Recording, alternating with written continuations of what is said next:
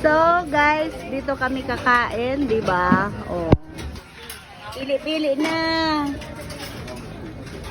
Pili kami. Oh, may pinilaw. Ito akin. Isa yan tayo. Oh, sige. Ito sa akin. Isa. Ano po? Ah, yan. Kilawin na bariles. Inatayan. Imuhan. Ito po. Kay an yang octopus. Tapos sa akin yan. Ay, ano man yan, An? Pusit yun, di ba? Pwede pong may ano. Pahihiwain po. Hiwain ba daw? Ipahiwa mo na. Hiwa. Isang rice. Kanon, nanay, kanon? Oh. Na ano mo yun napili? Kanila man ako, ah. Oo. Oh, di ba? Ang pala yan.